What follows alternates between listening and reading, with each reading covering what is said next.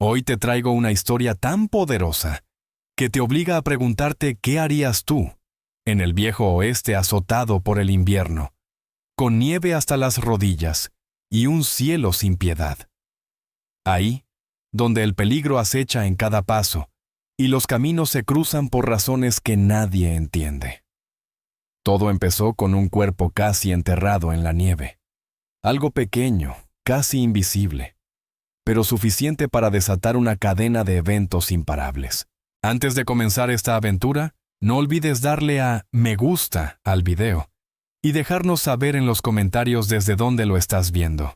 The bitter winter wind sliced through the Montana territory like a knife, howling across the open plain as Archer James urged his exhausted horse through knee-deep snow. 3 days out from Lusk, Wyoming, with nothing but frozen emptiness stretching before him, he began to question the wisdom of taking this shortcut back to his ranch. Archer pulled his sheepskin collar tighter around his neck, squinting against the relentless snowfall. At 32, he'd survived enough Dakota winters to know when a storm meant business, and this one was turning deadly. His horse, a sturdy buckskin gelding named Chance, struggled forward with labored breaths that plumed white in the frigid air. "Just a bit further, boy," Archer muttered, though he had no idea where shelter might be found. His original plan to reach the old Whitman cabin before nightfall had been thwarted by the unexpected blizzard. The wind shifted suddenly, and Archer caught sight of something dark against the endless white. At first he thought it might be a fallen tree or perhaps a bear, though hibernation season was well underway. As he drew closer, the shape resolved itself into something that stopped his heart cold. A body lay half buried in the snow.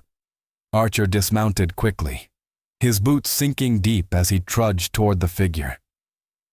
A woman, he realized, her face pale as the snow around her, dark hair spilled from beneath a thin woolen bonnet, and her cloak, hardly adequate for such weather, was crusted with ice.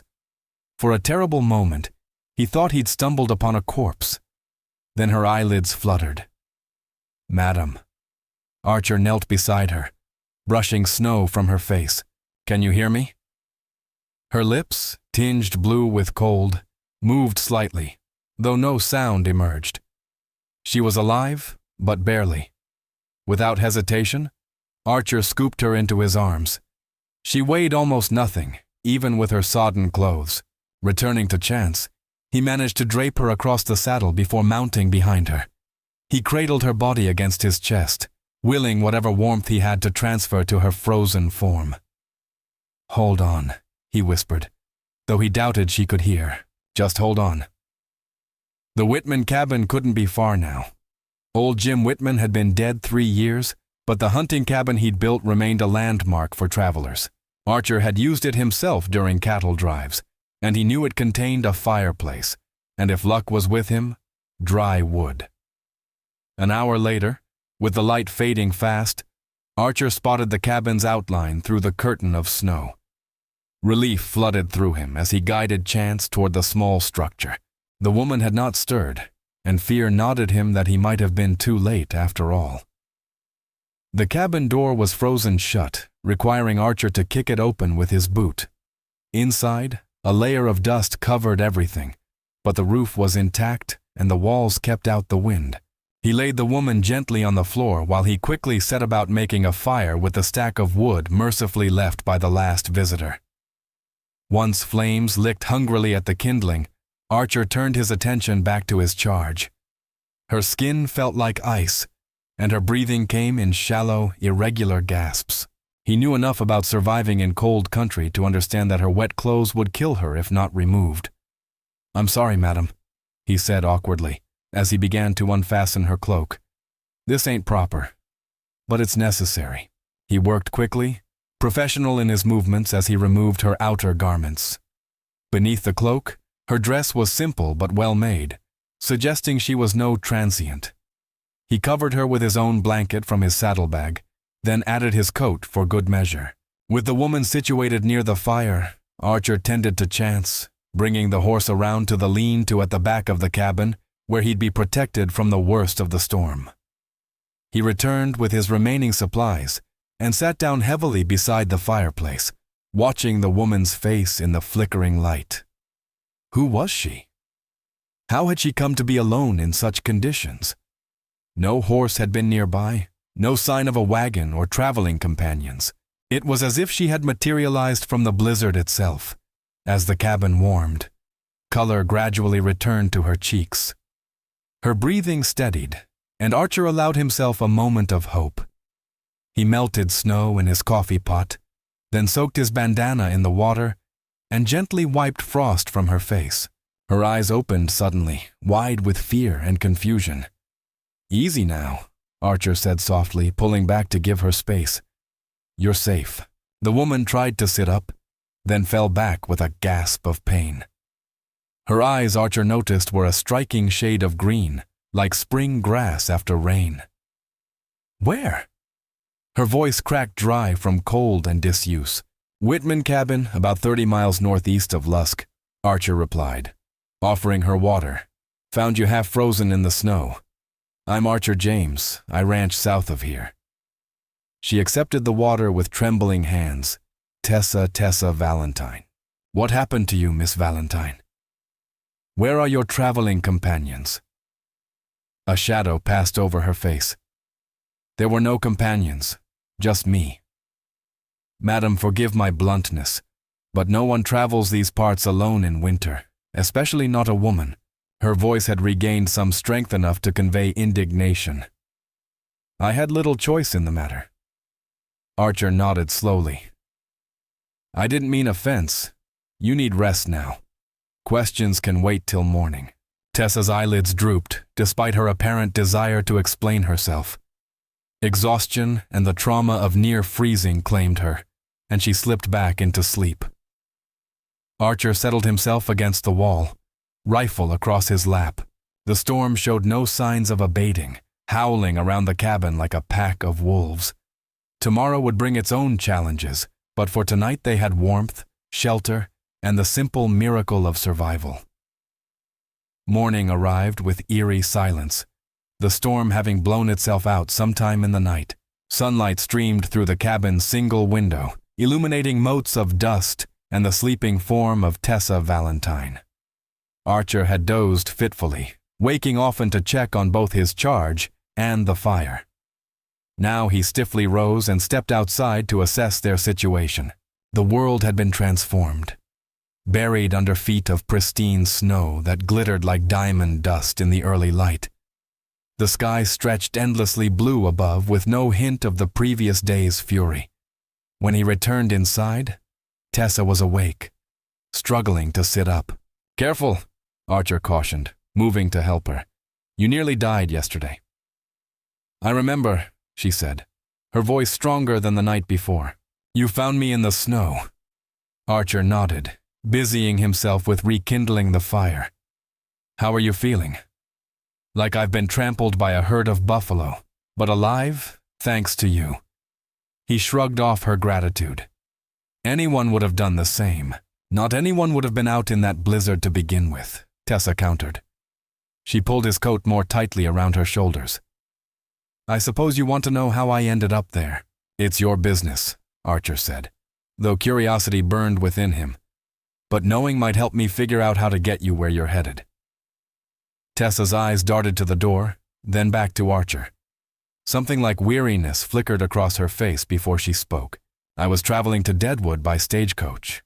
There were 4 other passengers." Her fingers twisted in the blanket. 3 days out from Cheyenne, we were attacked. Archer's expression darkened. "Indians." "No." Tessa shook her head firmly. "White men, road agents. They shot the driver and guard without warning." Her voice remained steady, though her knuckles whitened. "They robbed everyone, then set fire to the coach, and the other passengers," her silence, answered his question. "How did you escape?"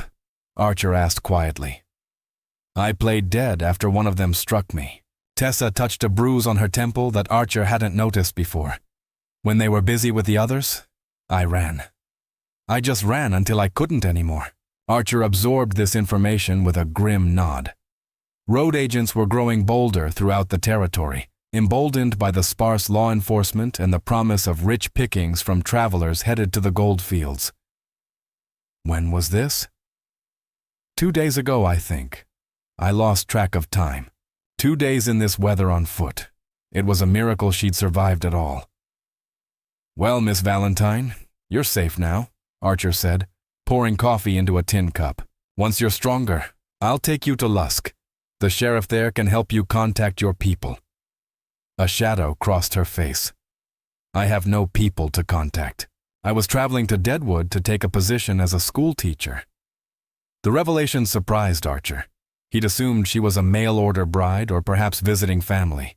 A schoolteacher traveling alone made little sense, but he didn't press the issue. I see. Well, regardless, we can't stay here indefinitely. Provisions are limited, and this cabin isn't meant for extended habitation. Tessa nodded, accepting the coffee he offered. How far is your ranch? 2 days' ride in good conditions, with this snow and sharing a horse. 3, maybe 4? I can't ask you to take me all that way, Tessa protested. Lusk will be fine. Archer considered their options. The snow would make travel difficult in any direction. Lusk was closer, but barely a settlement, a handful of buildings serving mostly as a way station for travelers. His ranch, while further, would offer better shelter and safety. Let's not decide yet, he said finally. Today you rest. Tomorrow we'll see how the weather holds. They passed the day in the small cabin, Archer venturing out only to care for Chance and to hunt a jackrabbit that became their evening meal. Tessa slept intermittently, her body recovering from its ordeal. When awake, she proved to be an intelligent conversationalist, well-read despite what Archer assumed was a modest upbringing. Where are you from originally? He asked as they shared the rabbit stew.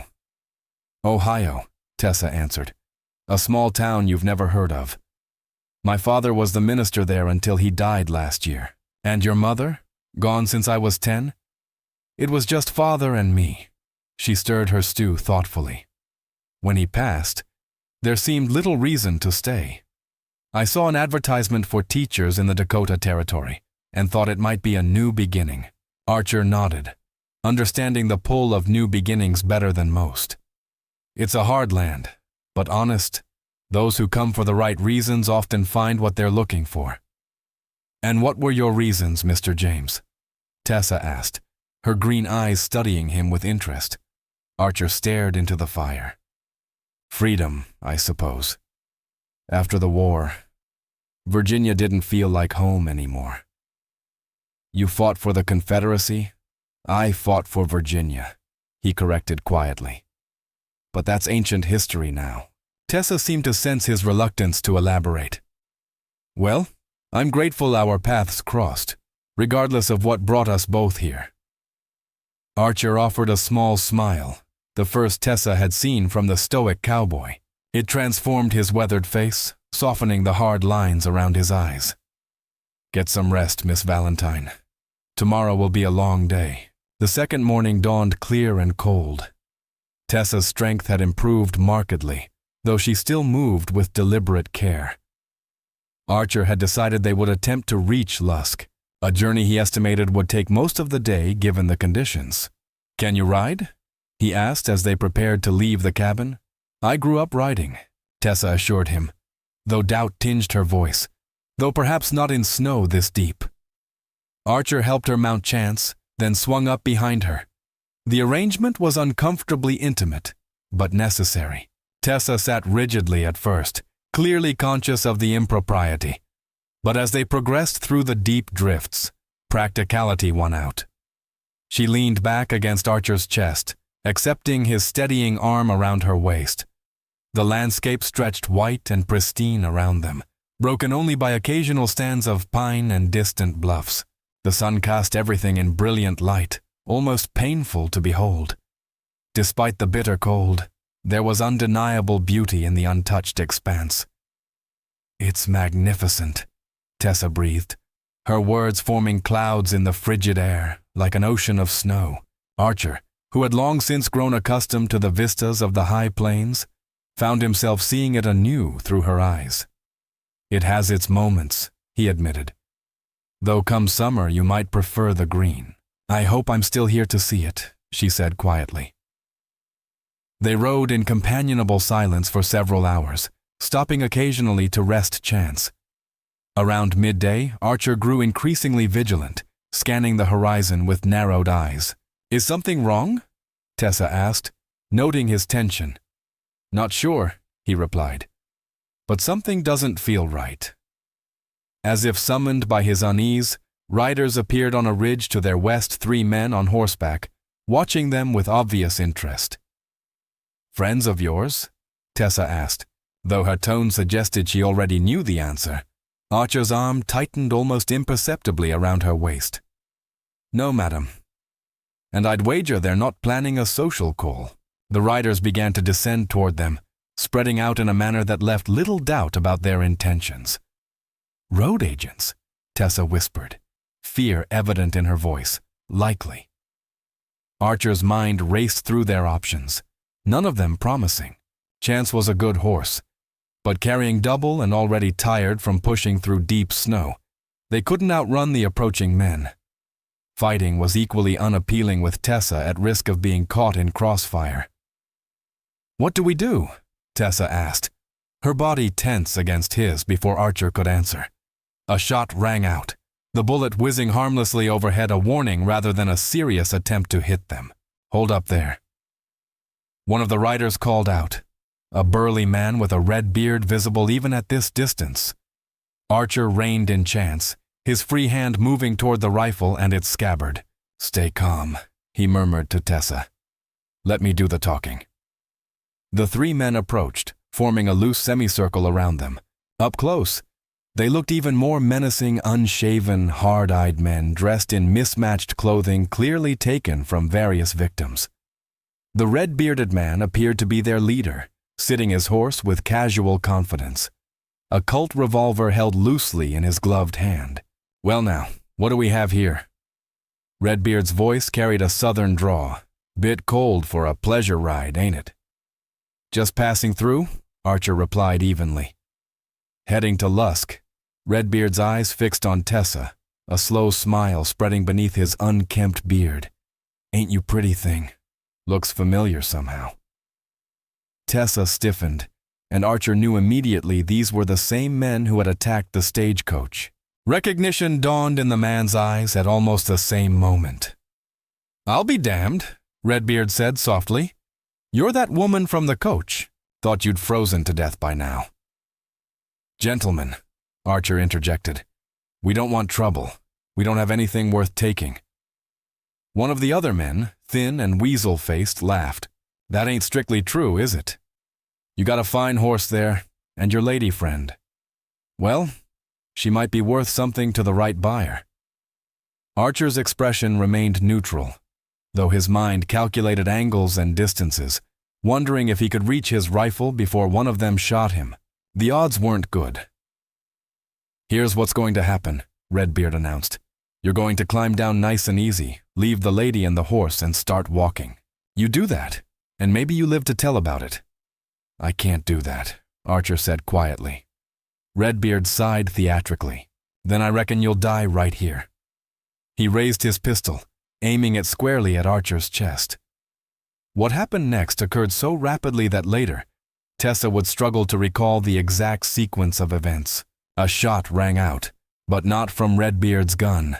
The weasel-faced man to their right suddenly pitched backward off his horse, a crimson stain blossoming on his chest. More gunfire erupted from behind them, and Archer seized the moment of confusion to pull his rifle free. He fired at Redbeard, catching him in the shoulder and sending him reeling. The third road agent wheeled his horse around, firing wildly as he sought the source of the ambush. Down, Archer commanded, pulling Tessa sideways as bullets whistled past them. Chance, panicked by the gunfire, reared up, nearly throwing them both before Archer regained control. From behind a nearby ridge, 4 riders emerged, rifles at the ready. They wore the distinctive badges of U.S. Marshals, a sight that brought immeasurable relief to both Archer and Tessa. The remaining road agents attempted to flee, but were quickly overtaken. Redbeard, wounded but defiant, was dragged from his horse and secured with handcuffs. The lead marshal, a grizzled man with a silver mustache, approached Archer and Tessa. "You folks all right?" Archer nodded, still holding Tessa protectively. "Thanks to you, good timing." "Been tracking these boys for 2 weeks," the marshal explained. "They hit a stagecoach south of here, killed 5 people. His gaze settled on Tessa. "You wouldn't happen to know anything about that, would you, madam?" "I was there," Tessa said, her voice steady despite the tremor that ran through her body. "I'm the only one who survived?" The marshal's eyebrows rose. "Then I'd say you do some luck. We found the wreckage yesterday. Been following their trail since. Never expected to find a survivor." "She's had a rough go," Archer said. "We were heading to Lusk to report what happened." "We'll take these vermin there ourselves," the marshal said. "You're welcome to ride along with us, safer that way." Archer glanced at Tessa, who nodded slightly. "We'd be obliged," he told the marshal. The journey to Lusk took the remainder of the day, with the marshals and their prisoners setting a careful pace through the snow. Tessa remained quiet for much of the ride, the encounter having clearly shaken her. Archer maintained his protective position, his arms steady around her waist, a silent promise of safety. Lusk came into view as the sun began to set a small collection of buildings huddled against the vast emptiness of the prairie. Despite its modest size, the settlement offered a welcome return to civilization after their ordeal. The town consisted of a general store, a small hotel, a saloon, and a few other establishments servicing travelers along the Cheyenne to Deadwood route. The marshals headed directly for the sheriff's office, a small building with a single cell that would barely accommodate their prisoners. Archer helped Tessa dismount outside the hotel, her legs unsteady after the long ride. "You should rest," he said gently. "I'll see about getting you a room." Tessa caught his arm. "What about you?" "I'll find a place at the livery most likely." "Don't worry about me." The hotel proprietor, a plump woman named Mrs. Donovan, took one look at Tessa's exhausted face in Bruce Temple and immediately bustled into action, calling for hot water and food. She showed them to the hotel's best room, a modest but clean chamber with an actual bed instead of a cot. "You poor dear," Mrs. Donovan clucked, helping Tessa remove her borrowed coat. "Let's get you warmed up properly." Archer lingered awkwardly at the doorway. "I should check on Chance, then speak with the marshal." Tessa looked up, fatigue evident in every line of her body. "Thank you, Mr. James. For everything." He nodded once, then turned to leave. "Mr. James," Mrs. Donovan called after him, "once you've seen to your business, there's a hot meal waiting for you downstairs. No arguments," she added, when he began to protest. Chance was settled in the livery stable where the ostler promised extra oats in exchange for Archer's coin. At the sheriff's office, Archer found the marshal completing paperwork regarding the captured road agents. "Nasty bunch," the marshal commented as Archer entered. "Been terrorizing the route from Cheyenne to the Black Hills for months now. You and the lady were lucky." "She's the lucky one," Archer corrected. "Survived the attack, then nearly froze to death before I found her. She mentioned that, said you saved her life." The marshal studied Archer curiously. "What takes you through these parts anyway?" "I was in Cheyenne on business, heading back to my ranch near the Belforge. Long ride." Archer shrugged. "I've made it before." The marshal signed his document with a flourish. "Well, we'll be escorting these men to Cheyenne for trial. The lady's testimony will be needed eventually, but for now she should rest and recover." "What about Deadwood?" "She was headed there to teach," the marshal shook his head. "That position's likely filled by now. News travels slow, but not that slow. She's been missing nearly a week." The realization struck Archer forcefully. Tessa had lost everything, her possessions in the stagecoach fire, her intended position, possibly even her savings if the road agents had taken it. She was stranded in a strange territory with winter closing in and no prospects. "I see," he said finally. "Thank you, Marshal." When Archer returned to the hotel, he found Mrs. Donovan true to her word. A hearty stew awaited him, along with fresh bread and coffee. He ate mechanically, his mind preoccupied with Tessa's predicament. "She's resting now," Mrs. Donovan informed him, refilling his coffee cup. "Poor thing was dead on her feet. Said she hadn't had a proper bath or meal in days." "She's been through a lot," Archer agreed. Mrs. Donovan studied him with shrewd eyes. "You care for her." It wasn't a question, and Archer didn't treat it as one. He sipped his coffee instead. "What happens to her now?" Mrs. Donovan pressed. "I don't know," Archer admitted. "She's lost everything. The position in Deadwood is probably gone."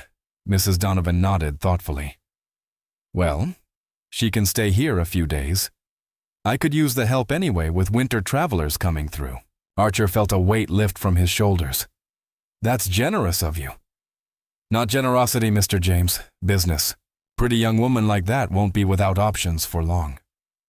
She gave him a pointed look. "Unless, of course, someone's already spoken for her." Archer set down his cup with deliberate care. "Miss Valentine and I are barely acquaintances. I simply happened to find her in the snow." Mrs. Donovan's skeptical expression suggested she didn't entirely believe him, but she let the matter drop. "Well, she asked to speak with you in the morning before you leave." The thought of leaving struck Archer with unexpected force. He had his ranch to return to, cattle that needed tending even in winter, responsibilities that couldn't be neglected indefinitely. Yet the idea of riding away, of leaving Tessa Valentine behind in Lusk, created an uncomfortable tightness in his chest. "I'll be here," he said simply. Morning found Archer in the hotel's small dining room, watching snow fall gently outside the window. He'd slept poorly, his dreams haunted by images of Tessa lying frozen in the snow, of road agents' bullets finding their mark of returning to his ranch alone. Mrs. Donovan brought him breakfast without being asked, eggs, bacon, and biscuits still steaming from the oven. "She'll be down shortly," the woman said with a knowing smile that Archer chose to ignore when Tessa entered the dining room. Archer almost didn't recognize her. Mrs. Donovan had clearly loaned her clothing a simple blue dress that complemented her eyes, and her dark hair was neatly arranged in a practical style. The bruise on her temple remained visible, but color had returned to her cheeks, and she carried herself with a quiet dignity that impressed him. "Good morning, Mr. James," she said, taking the seat across from him. "Miss Valentine." He nodded. "You look recovered." A small smile touched her lips. Amazing what a bath and proper sleep can accomplish. Her expression grew serious. "I wanted to thank you properly before you continue your journey." "No thanks necessary," Archer said automatically. "Nevertheless, you have them. Few men would have stopped in that blizzard. Fewer still would have shown the care and respect you did." She met his eyes directly. "You're a good man, Archer James." The use of his first name created an unexpected warmth in his chest. "I'm glad I could help." "Have you decided what you'll do now?" Tessa glanced toward Mrs. Donovan, who was pretending not to eavesdrop from behind the counter. "Mrs. Donovan has offered me employment here at the hotel. Temporary, but it's something." "That's good," Archer said, ignoring the twinge of disappointment he felt. What had he expected? That she would ask to accompany him to his ranch. That would be improper. Impossible, really. They barely knew each other. "Yes," Tessa agreed, though something in her tone suggested she wasn't entirely satisfied with the arrangement either. "The marshal says, I'll need to travel to Cheyenne eventually to testify against those men, but not until spring." Archer nodded, searching for something more to say. The easy conversation they'd shared in the cabin seemed suddenly elusive. "When will you leave?" Tessa asked finally. "Today, I reckon. Weather's clear enough, and I've been away from the ranch too long already." "Of course." Tessa looked down at her hands, folded neatly on the table. "Well, I wish you safe travels, Mr. James." The formality stung, though Archer couldn't say why.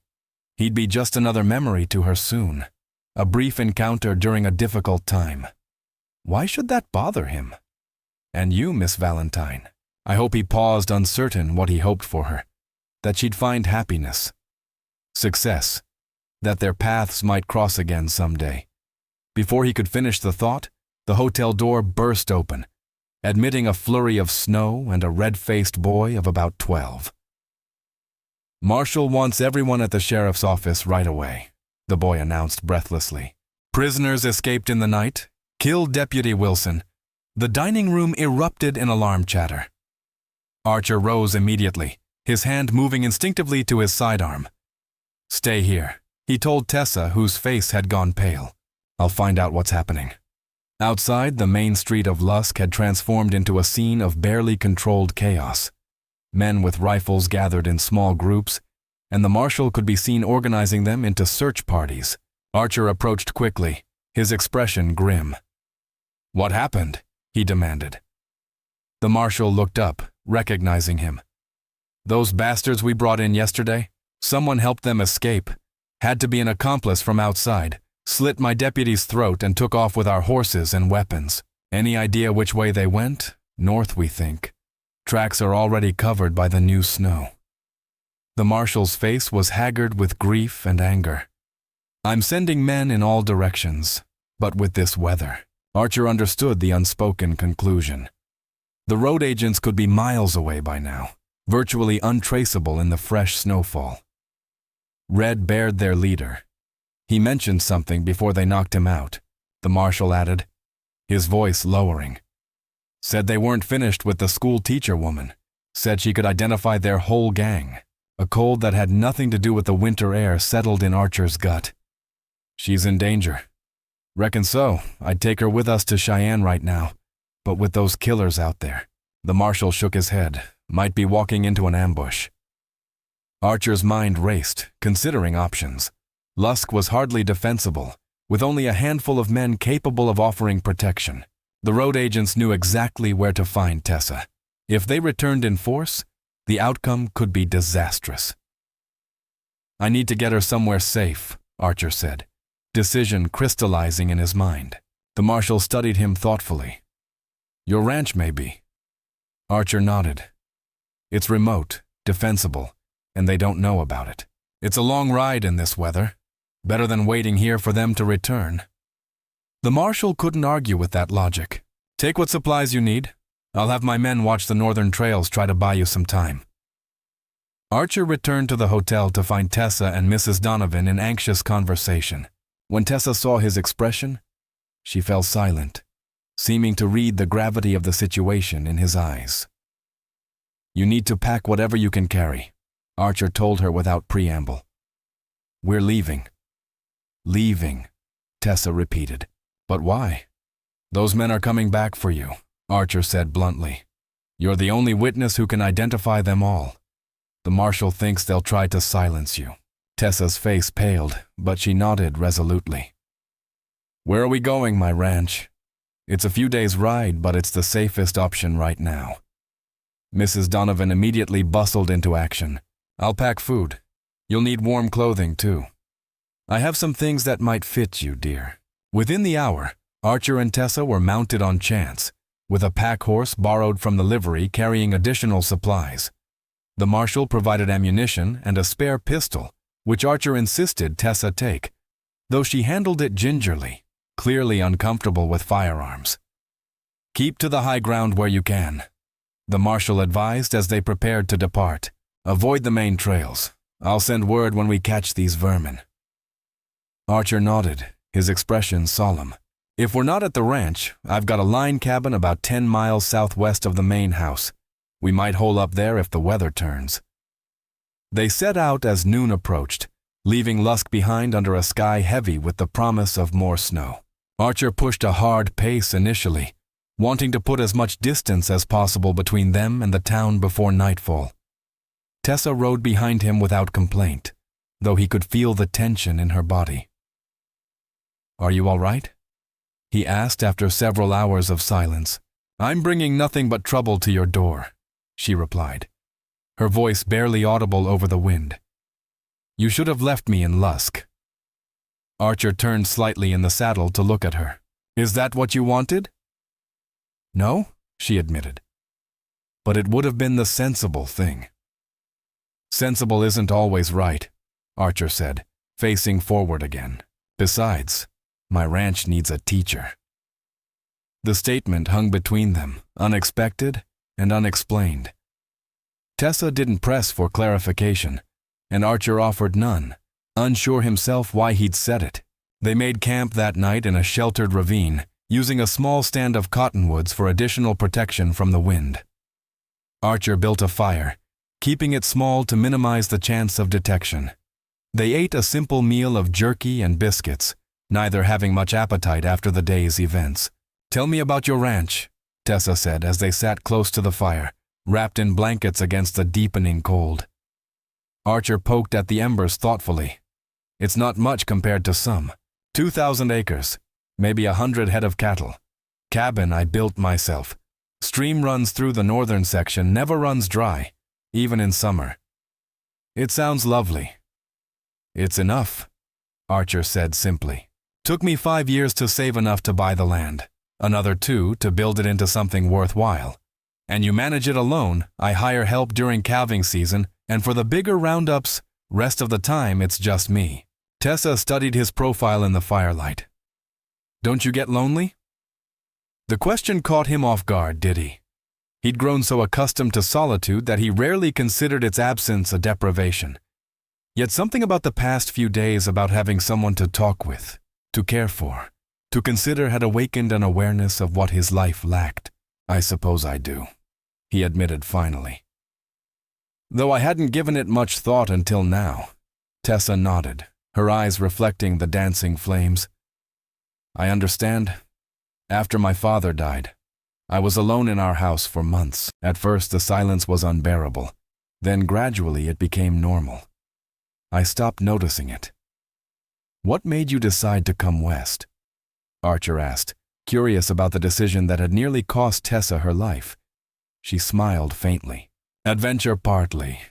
The advertisement made teaching in Dakota Territory sound romantic, bringing education to frontier children, helping to civilize the wilderness. And the other part?" Tessa's smile faded. "Running away, I suppose. My father's congregation expected me to marry his replacement, a widower with 3 young children. A sensible arrangement, everyone said, but not what you wanted." "No," she agreed softly. "I wanted something else. Something more." Archer nodded, understanding perfectly. Wasn't that what had driven him west after the war? The desire for something more than the predetermined path laid out before him in Virginia? "Well," he said after a moment, "I can't promise adventure. But the territory certainly delivers on wilderness." Tessa laughed, the sound bright in the darkness surrounding them. "I've noticed, though I could do with a bit less adventure of the nearly freezing to death variety." Archer smiled, finding her laughter unexpectedly warming. "I'll do my best to ensure that doesn't happen again." They fell silent, watching the fire burn down to coals. When Tessa finally spoke again, her voice was edged with fatigue but determined. "Archer, thank you. Not just for finding me, but for caring what happens next." Something shifted in Archer's chest at her words, a loosening of a tightness he hadn't realized was there. "Get some sleep, Tessa. We've got a long ride tomorrow." The next 2 days passed in a rhythm of riding, making camp and breaking it again at dawn. The weather remained cold but clear, allowing them to make better progress than Archer had initially hoped. They encountered no other travelers, for which both were grateful. The fewer people who knew their route, the better. Tessa proved to be a resilient traveling companion, never complaining despite the discomfort of long hours in the saddle and sleeping on frozen ground. She asked intelligent questions about the land they passed through, about ranching, about Archer's life before coming west. Gradually, Archer found himself sharing stories he'd told no one else about his childhood in Virginia, his experiences during the war, his dreams for the future of his ranch. In return, Tessa spoke of growing up as a minister's daughter, of her love for books and learning, of her hope to someday open her own school rather than simply teaching in someone else's. Their conversations flowed easily, punctuated by comfortable silences that felt neither awkward nor empty. By the afternoon of the third day, the landscape began to change subtly. The endless rolling prairie gave way to more varied terrain, hills rising in the distance, patches of pine and spruce breaking the monotony of white. "We're getting close," Archer announced as they crested a rise overlooking a broad valley. "Ranch is about 5 miles ahead, just beyond that line of trees." Tessa leaned forward slightly, eager for her first glimpse of the place that would be her sanctuary, its beautiful country. "It grows on you," Archer agreed. "Different kind of beauty than back east. Harder maybe, but more honest." They rode down into the valley, following a stream now frozen solid beneath its blanket of snow. As they approached the tree line, Archer grew increasingly alert, scanning their surroundings with careful attention. "Something wrong?" Tessa asked, noting his tension, just being cautious. "Don't expect trouble, but best to be prepared." They emerged from the trees to find a sight that made Archer pull up short, a curse escaping his lips before he could stop it. Ahead of them, where his ranch house should have stood, was a blackened skeleton of charred logs and collapsed roofing. Wisps of smoke still rose from the ruins, suggesting the fire was recent. "No?" Archer breathed, urging Chance forward at a gallop. They reached the burned-out shell of the cabin in minutes. Archer dismounted before the horse had fully stopped, striding toward the ruins with disbelief etched on his features. Tessa followed more slowly, stunned by the devastation before them. The cabin was completely destroyed, with only the stone chimney standing intact amid the wreckage. The barn nearby appeared untouched, however, and as they approached, Archer gave a low whistle. A whinny answered from inside, followed by the emergence of a roan gelding. "Rusty," Archer said with palpable relief. "At least they didn't get him. Who did this?" Tessa asked, though she feared she already knew the answer. Archer knelt to examine tracks in the snow around the ruins. 3 riders. Same ones who escaped from Lusk, I'd wager. They must have ridden straight here while we were taking the longer route. But how did they know where to find your ranch? Archer's expression darkened. "I registered my brand with the territorial office in Cheyenne. Anyone who knows my name could have been. They're sending a message. They know who helped you, and they want me to know they know." Tessa's heart sank. "This is my fault." "If I hadn't stopped," Archer cut her off firmly. "This isn't your doing. Those men made their choices." He surveyed the destruction again, his jaw tight. "Logs can be replaced. What matters is they didn't catch us here." Despite his pragmatic words, Tessa could see the pain in his eyes. This place represented years of work, of dreams built log by painstaking log. To see it destroyed so callously would devastate anyone. "What do we do now?" she asked quietly. Archer turned toward the hills rising to the west. "The line cabin, it's smaller but solid. We'll head there before dark." They took time only to gather what supplies remained in the barn, additional ammunition, some preserved food, tools that might prove useful. Rusty was hitched to lead behind them, and they set off with the sun already sinking toward the horizon. The line cabin proved to be a sturdy, if modest, structure nestled against a rocky outcropping that provided natural protection from the northern winds. Inside, it contained little more than a small fireplace, a narrow bed, a table with 2 chairs, and basic cooking implements. It was, however, intact and defensible, Archer said about making the cabin habitable while Tessa tended to the horses. They worked in silence, each absorbed in private thoughts about their situation. When darkness fell completely, they shared a simple meal by lantern light, the reality of their circumstances settling heavily upon them. "They'll come looking for us," Archer said finally, stating what both already knew. "They've demonstrated they won't stop until they find you." Tessa nodded, her face pale but composed. "What options do we have?" "Not many," Archer admitted. "We could try for Deadwood, but it's a difficult journey this time of year, or push on to my nearest neighbor's ranch about 30 miles northeast. Thatcher might take us in, but I'd be bringing danger to his door too, or we could stay and fight," Tessa suggested quietly. Archer looked at her with surprise. That's not your responsibility, isn't it? Those men are hunting me.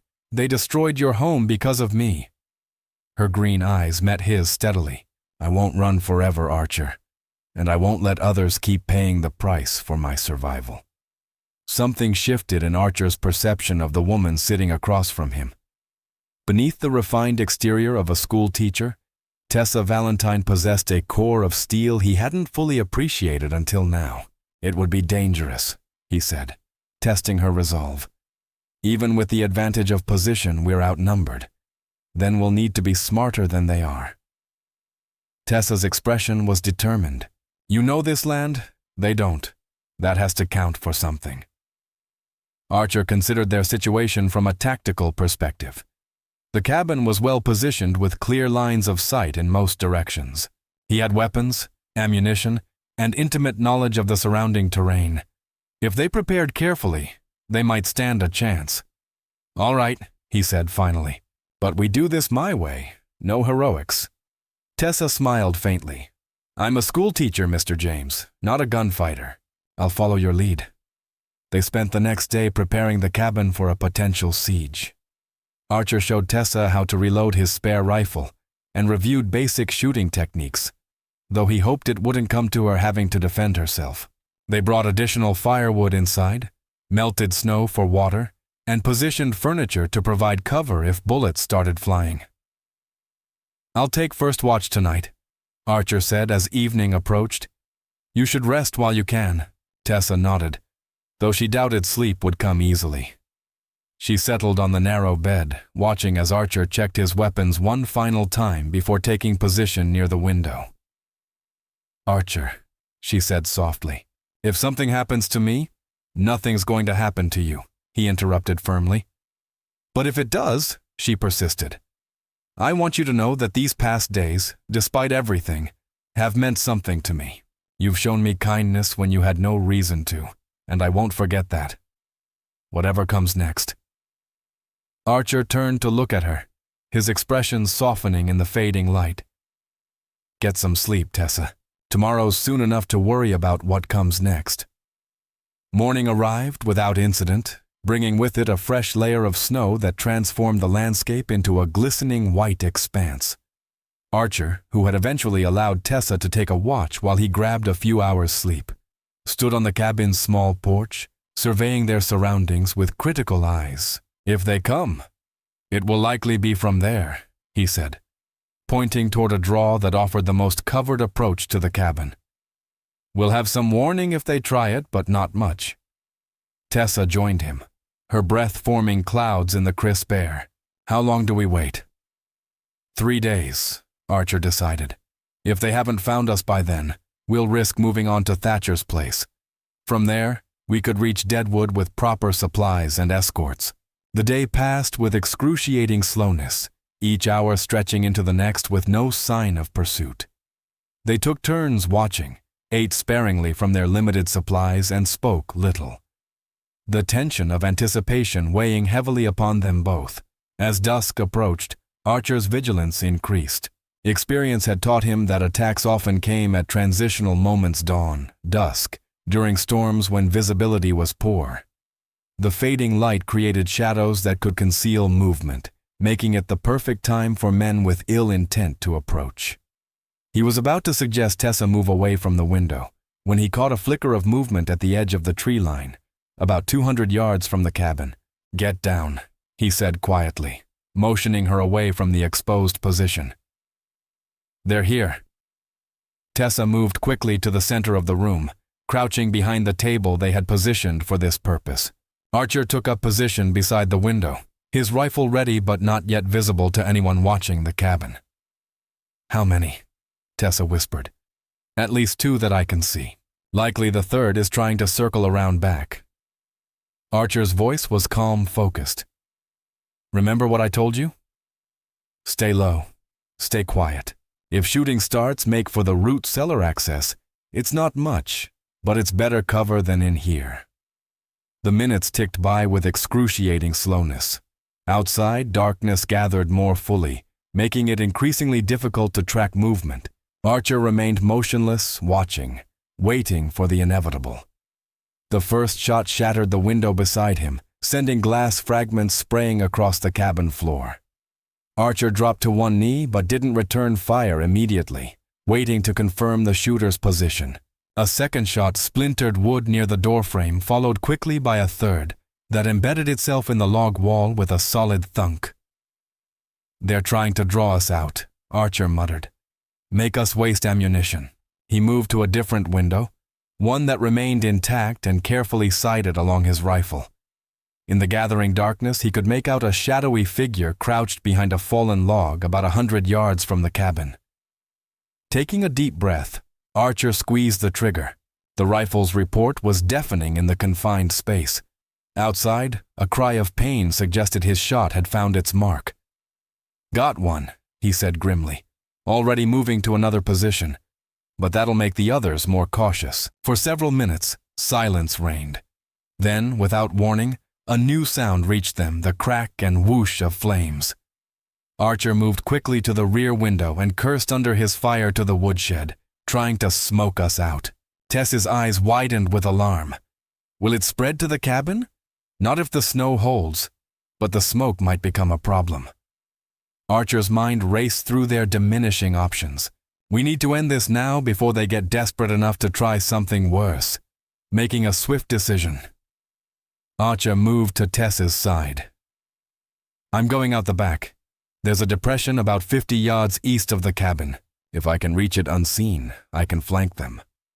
"That's too dangerous," Tessa protested. "You'll be exposed. Only for a moment the smoke will provide some cover." He handed her his pistol. 6 shots. Use them only if someone tries to enter. Aim for the center of the body, not the head. Easier target. Before she could argue further, Archer moved to the rear of the cabin. He paused only long enough to check that the way appeared clear, then slipped out into the gathering darkness.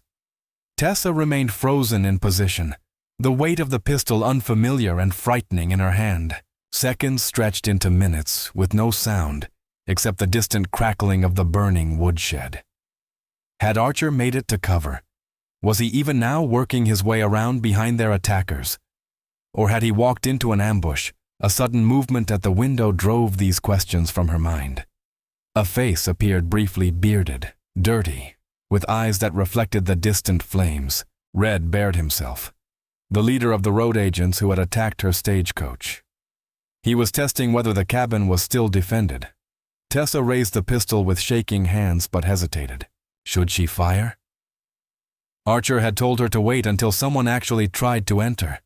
If she shot now and missed, she would reveal her position and lose the advantage of uncertainty. The decision was made for her when the door suddenly burst open, kicked in by a boot belonging to the third outlaw. A tall, lanky man with a scar running down one side of his face. He entered with his gun raised, sweeping it around the seemingly empty room. Come out, schoolteacher," he called mockingly. "We know you're in here." Tessa remained motionless behind the table, the pistol now aimed at the intruder's chest. Her finger tightened on the trigger, but before she could fire, 2 shots rang out in rapid succession from somewhere outside. The scarred man spun toward the sound, momentarily distracted. It was all the opening Tessa needed.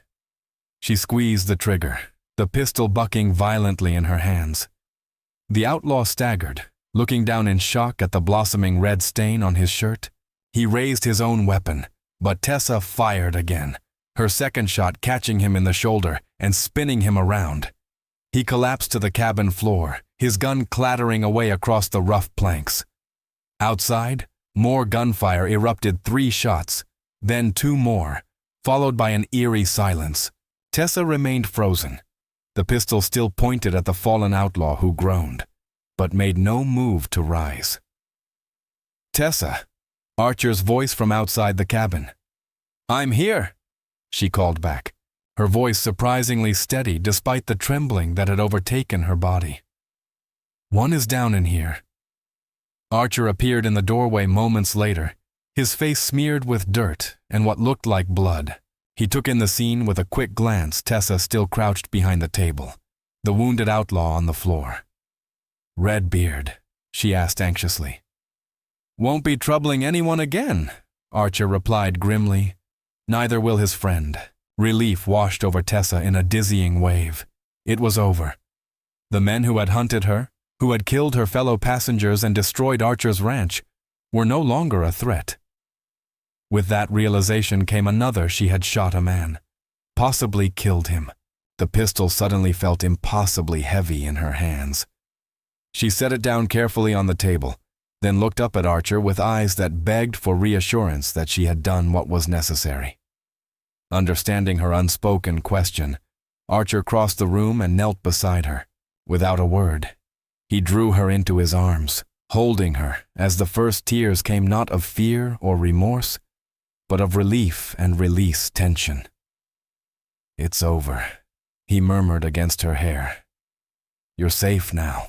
When dawn broke the following morning, it revealed the aftermath of the night's violence with stark clarity. 2 bodies lay covered with canvas near the burned remains of the woodshed. The third outlaw, the one Tessa had shot, had survived the night, and now sat propped against the cabin wall, his wounds bandaged but his hands securely bound. "What do we do with him?" Tessa asked as she and Archer stood on the porch, watching the sun rise over the eastern hills. "Take him to Deadwood," Archer replied. "The authorities there can hold him until the territorial marshal arrives. His testimony might help close the book on other crimes these men committed." Tessa nodded, her gaze drifting to the pristine snow surrounding the cabin, now marred by blood and footprints. Will it ever feel completely over? Archer considered the question seriously. The danger is past, the rest. That takes time. They set out for Deadwood later that day, their prisoner secured on the pack horse. The journey would take several days, but with the immediate threat eliminated, they could follow more established trails and travel at a less punishing pace. As they rode, Tessa found herself contemplating what awaited her in Deadwood. The teaching position was almost certainly lost, leaving her once again without prospects in a territory far from everything familiar. The thought should have terrified her, but strangely, it didn't. Something had changed within her during the ordeal of the past weeks.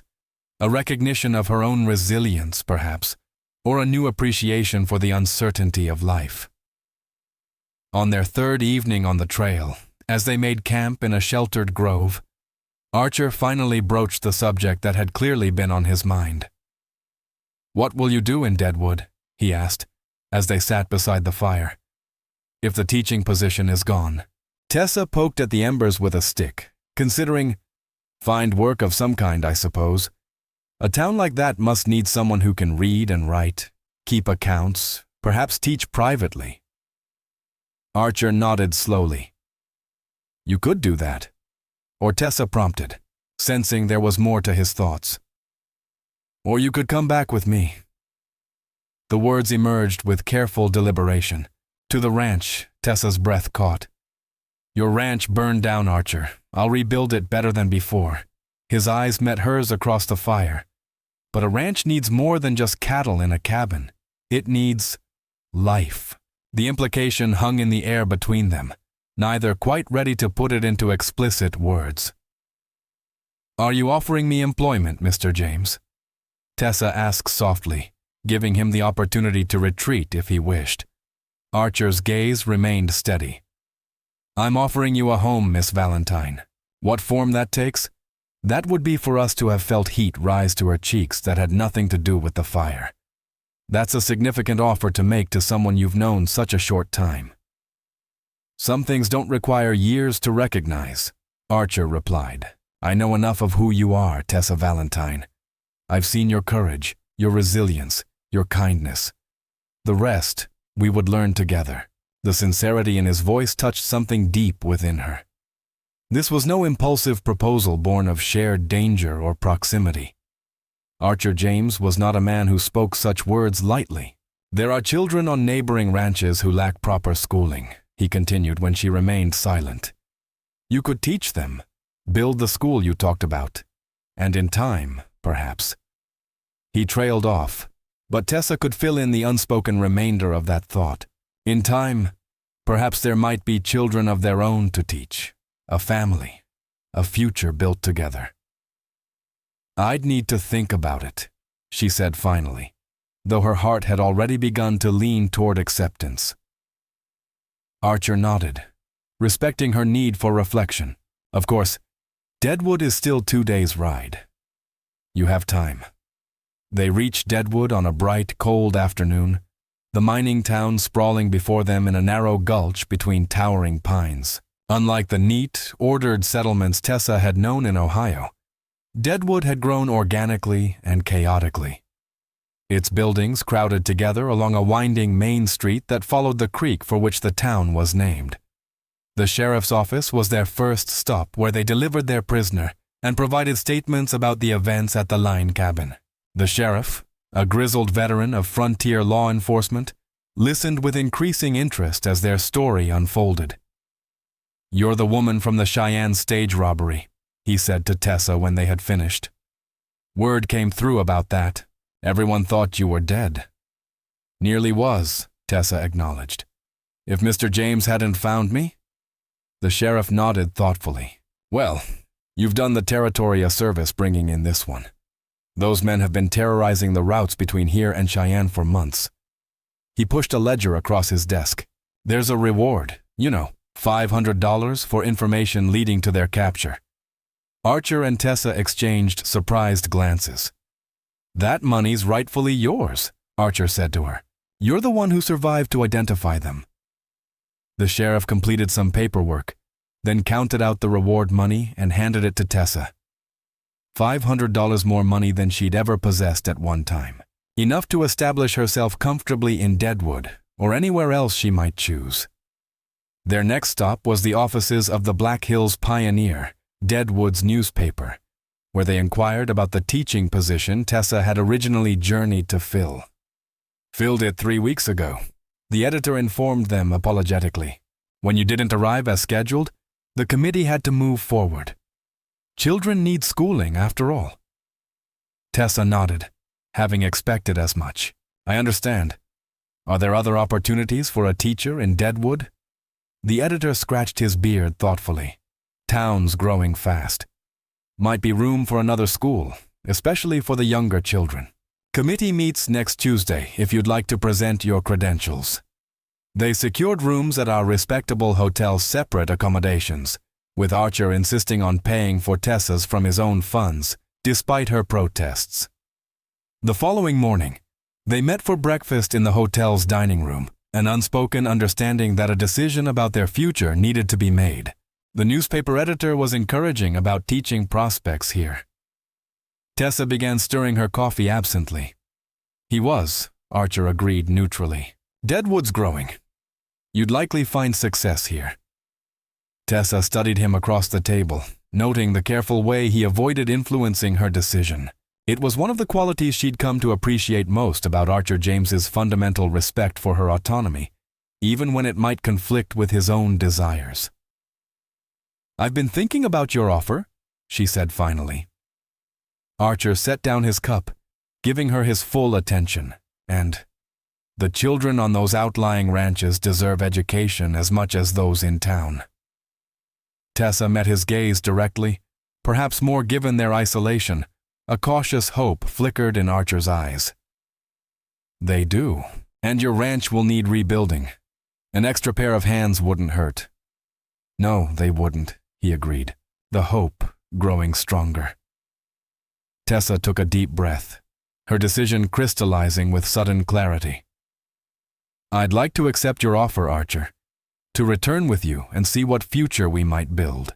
The transformation in Archer's expression was remarkable, like sunrise breaking across a landscape long shrouded in darkness. The reserve that had characterized him when they first met melted away, revealing a warmth and tenderness that took Tessa's breath away. "You're certain?" he asked, reaching across the table to take her hand. "It won't be an easy life." Tessa smiled, squeezing his fingers. "I didn't come west looking for easy, Mr. James. I came looking for purpose, and I believe I've found it." They were married 3 days later in Deadwood's small church, a simple ceremony with the newspaper editor and his wife serving as witnesses. Tessa wore a new dress purchased with a small portion of her reward money, the rest safely deposited in Deadwood's bank for the rebuilding of the ranch and the establishment of her school. The journey back to Archer's land took place under far different circumstances than their flight from it. They traveled with a properly outfitted wagon containing supplies for reconstruction lumber, tools, household necessities, and the hope that comes with new beginnings. Spring was asserting itself by the time they reached the ranch, the snow receding to reveal patches of green and the first wildflowers dotting the hillsides. The charred ruins of the original cabin remained, a stark reminder of what had been lost, but neither Archer nor Tessa dwelled on it. Instead, they focused on what would rise in its place. They established themselves temporarily in the line cabin while construction of the new ranch house began. Archer hired workers from Deadwood to assist with the major structural work, but much of the finishing was done by his and Tessa's own hands. She proved surprisingly adept at practical tasks, her determination compensating for lack of experience. By late summer, the new house stood complete, larger than the original, with a dedicated room at one end specifically designed as a schoolroom. Word had spread among neighboring ranches about the teacher who had come to the James place, and by the time autumn arrived, 6 children ranging in age from 7 to 14 made the journey 3 times weekly for lessons. Tessa found profound satisfaction in teaching these frontier children, whose hunger for knowledge often exceeded that of their town-dwelling counterparts. She supplemented the basic curriculum with practical skills and stories that celebrated the unique culture developing in the territory. In the evenings, she sometimes caught Archer listening from the doorway as she read aloud, his expression suggesting he was absorbing the lessons as eagerly as his younger pupils. Their first winter as husband and wife tested them in ways neither had anticipated. The cold came early and ferociously, isolating the ranch for weeks at a time. Supplies ran low, a cow sickened and died, and on the darkest night of December, Archer himself fell through ice while checking on stranded cattle, developing a fever that terrified Tessa with its intensity. She nursed him through it with the same determination she brought to everything else, refusing to consider the possibility of failure. When his fever finally broke, and he looked up at her with clear eyes for the first time in days, she wept with relief. "You found me half frozen once," she whispered, pressing her lips to his forehead. "Did you think I'd let the cold take you from me now?" Archer's recovery marked a turning point in their relationship. The last vestiges of reserve between them dissolved, replaced by a partnership deeper and more complete than either had dared to imagine. They had faced death together, rebuilt from destruction, and discovered in each other the home they'd each been seeking. Spring brought new life to the ranch calves in the pasture, crops in the small garden Tessa had established, and the news they had both secretly hoped for. Their first child would arrive before winter returned. "Are you happy?" Archer asked one evening as they sat on the porch of their home, watching the sunset paint the hills with gold and crimson. Tessa's hand rested on the gentle swell of her belly, now visible beneath her dress. She turned to him, her face illuminated by the fading light. "Happier than I ever thought possible." She took his hand and placed it beside hers where their child had just delivered a decisive kick.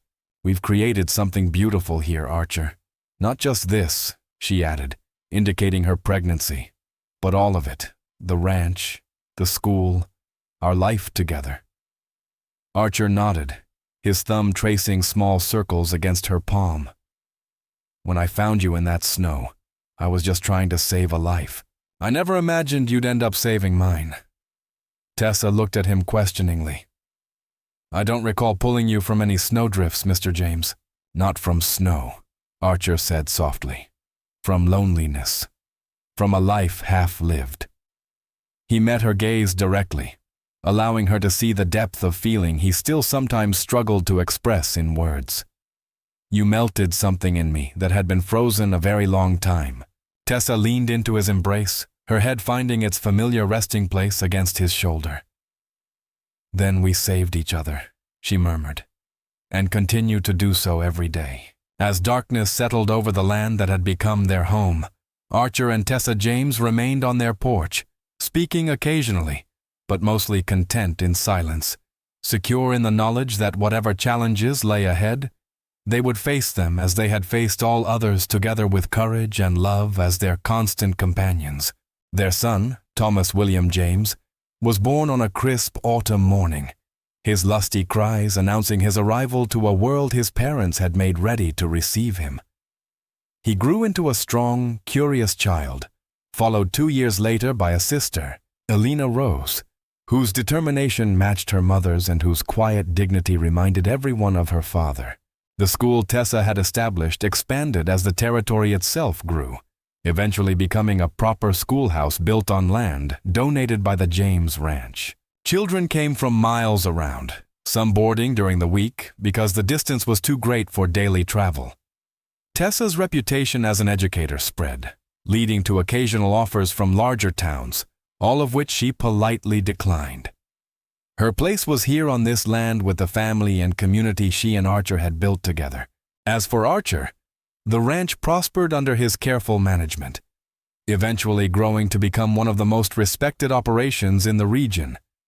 The James brand became known for quality and fair dealings, reflecting the character of the man behind it. There were hardships, of course, droughts and blizzards, economic downturns, the loss of Archer's faithful horse, chance to old age, but none that broke the foundation they had established. Each challenge met and overcome only strengthened the bond between them, a love forged in adversity and tempered by shared purpose. On cold winter nights, when the wind howled across the plains as it had on the day they first met, Archer and Tessa would sometimes sit before their fire and marvel at the unlikely chain of events that had brought them together. A stagecoach robbery, a blizzard, a desperate woman alone in the snow, a solitary cowboy who stopped when others might have ridden past. "You ever wonder what would have happened if you hadn't found me that day?" Tessa asked once, long after their children were grown with families of their own. Archer, his hair now silver, but his eyes as keen as ever, shook his head slowly. "No," he replied, taking her hand as he had countless times over the decades of their marriage. "Some things are meant to be, Tessa. Even in a land as vast as this, I believe I was always meant to find you." And Tessa, looking into the face of the man who had once been a stranger and now constituted half her soul, could only agree. From the frozen moment of their first meeting to the warm certainty of their shared life, theirs was a love that had transformed not just 2 lives, but an entire corner of the Wild West, a testament to the enduring power of compassion, courage, and the heart's remarkable capacity to thaw even after the coldest of winters. Finalmente, permíteme enviarte mi más profundo agradecimiento. Gracias por dedicar tu tiempo a esta historia. Algunos caminos nos transforman, y esperamos que este haya dejado una huella en tu corazón. Aún quedan senderos por recorrer, leyendas de amor, sacrificio y redención bajo el cielo occidental. Por favor, suscríbete, comparte tus pensamientos y acompáñanos nuevamente. Gracias, y que Dios te bendiga.